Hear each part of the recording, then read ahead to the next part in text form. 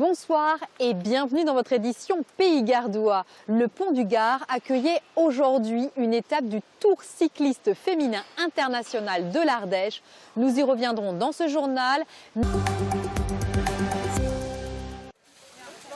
Un départ en toute intimité pour ce 18e Tour féminin de l'Ardèche. Bien loin de la foule habituelle réservée au Tour de France, ici, les spectateurs sont rares. On n'est pas venu exprès, on est venu par hasard, on est venu voir et puis comme on a vu qu'il y avait une course, eh bien on est resté. Des courses comme ça je ne connaissais pas et je trouve que c'est pas mal à mettre en plus en valeur que ça y est actuellement.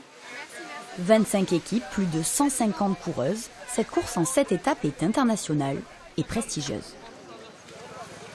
C'est une course qui a de la valeur, oui, parce qu'il y a des bonnes coureuses qui sont là.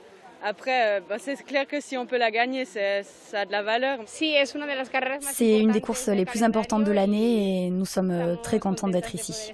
Cette épreuve est classée par l'Union cycliste internationale en classe 1, donc c'est déjà d'un très bon niveau. Sur les 8 meilleures équipes mondiales, 4 sont au départ. Malgré la présence des meilleures équipes mondiales, les courses féminines souffrent encore d'un manque de notoriété. Elles fonctionnent essentiellement grâce aux bénévoles.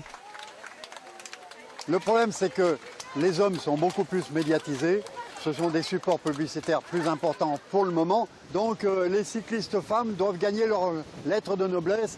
Et elles sont en train de le démonter sur les routes, avec le jarret, avec les mollets, qu'elles font aussi bien presque que les hommes.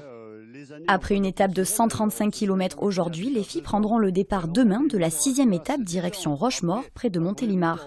On saura mercredi, à l'arrivée de la dernière étape, qui inscrit son nom au palmarès de l'épreuve. C'est la fin de cette édition. Merci de l'avoir suivi. Dans un instant, retrouvez votre journal régional.